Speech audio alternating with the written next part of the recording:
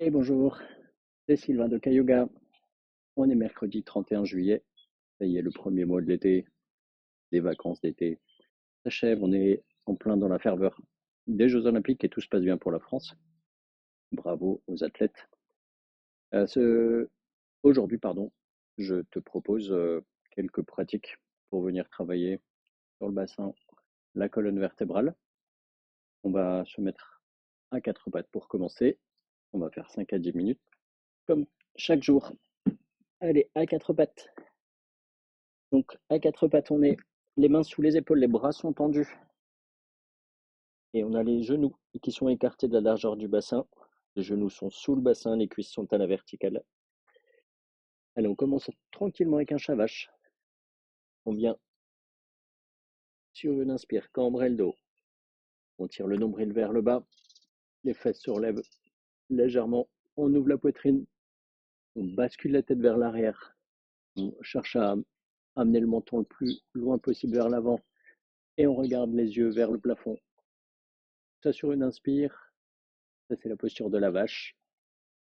Et sur l'expire, on baisse la tête et en même temps on arrondit le dos et on tire les dorsales, les vertèbres au milieu du dos, le plus possible vers le dos. Posture du chat qui s'étire. Et on alterne.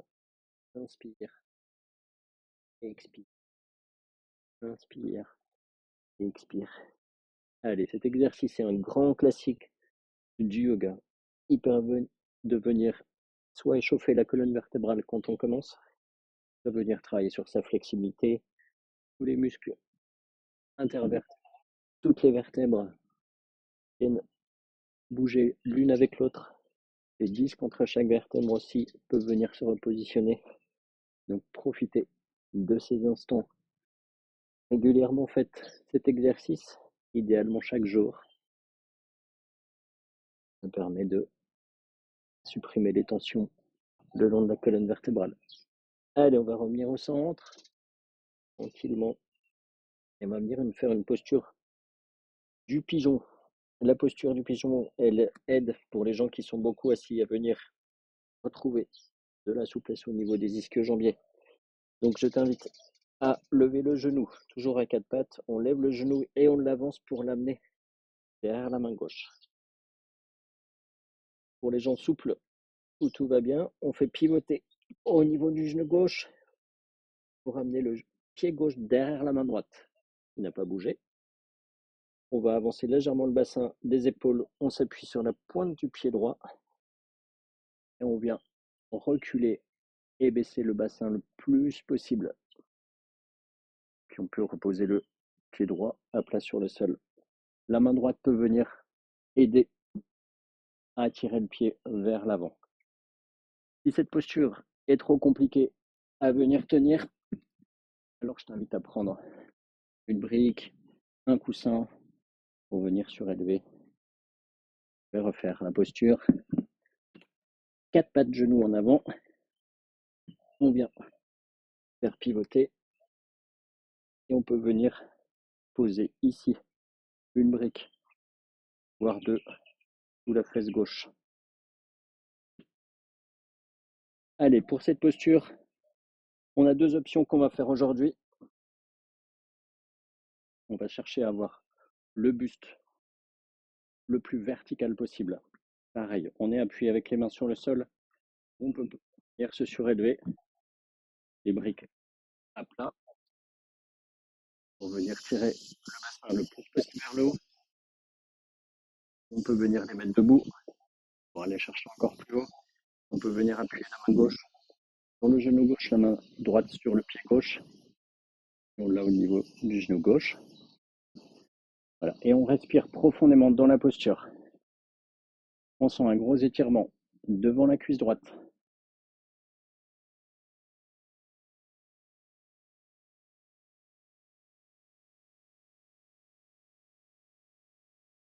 Regarde droit devant.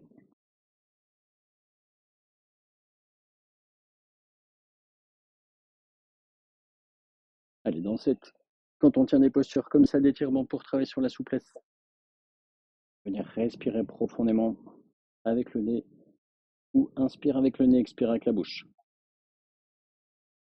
On va sentir également un étirement fesse gauche, ischio-jambier gauche. Un ensemble de 4 muscles derrière la cuisse gauche qui a pour objet de venir plier la jambe au niveau du genou. Allez, quand on a terminé, on va chercher maintenant à incliner notre buste vers l'avant.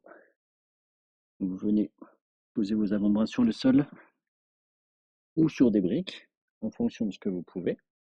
Hop. Et si tout va bien, vous pouvez même poser le front sur le sol. Sentez l'étirement différent au niveau du corps. Ça va plus s'orienter au niveau de la fesse gauche, cuisse gauche, toujours l'ischio-jambier gauche. Inspirez profondément. L'objectif ici, c'est de venir détendre tous les muscles. Les muscles détendus, ça ne cherche pas à venir tirer dans la posture, permettre un étirement encore plus grand des muscles qu'on cherche à étirer. Et en fait, ils sont également plus lourds. Et ici, on travaille beaucoup avec la pesanteur sur une posture comme ça. Donc, des muscles qui sont pas tenus par eux-mêmes vont être un poids supplémentaire qui vont tirer un peu plus sur les muscles qu'on cherche à étirer.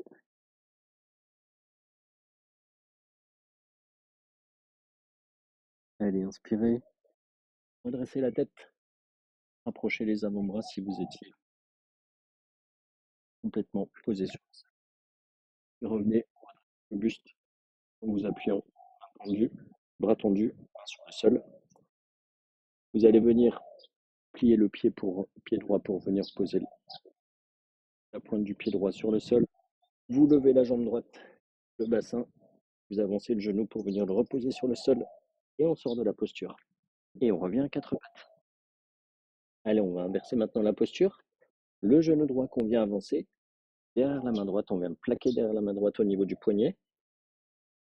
Si on est à l'aise, on fait pivoter au niveau du genou droit pour amener le pied droit derrière la main gauche.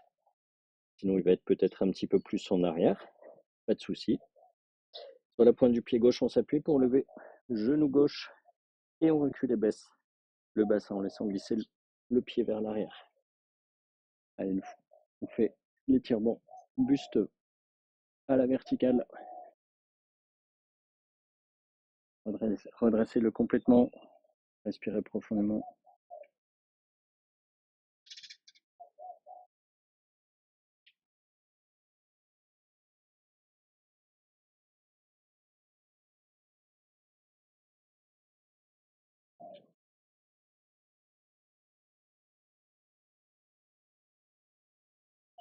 Et ces exercices on reste longtemps dans ces exercices. Ils peuvent durer longtemps. C'est comme ça qu'on va travailler sur la souplesse. C'est un des critères pour venir aider à travailler sur la souplesse. Respirez bien profondément. Idéalement, inspire avec le nez, expire avec le bouche. Alors, on vient dans la deuxième option de cette posture. On vient poser les mains, on marche vers l'avant, on incline le buste vers l'avant, vers le bas. Et si on arrive, on le pose complètement sur le sol, pose le front sur le sol, les bras posés sur le sol. Sinon, vous aidez, vous pouvez venir poser votre front sur une brique. C'est plus facile pour vous. Si vous n'avez pas de brique, un coussin ou une encyclopédie. Allez, ressentez l'étirement. Restez à l'écoute de votre corps.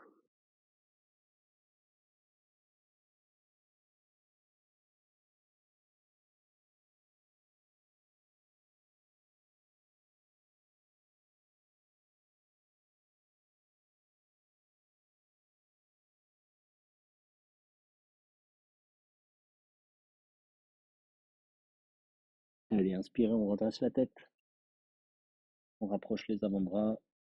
On vient s'appuyer sur les mains. On redresse le buste. Venez vous appuyer sur la pointe du pied gauche. Levez le genou gauche. Ramenez-le vers l'avant. Posez-le sur le sol. Revenez à 4 pattes. Et revenez.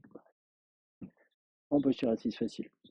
Alors, ces postures sont peut-être compliquées à venir faire Donc n'hésitez pas à prendre des appuis, poser les fesses ou surélever pour aider à aller dans la posture.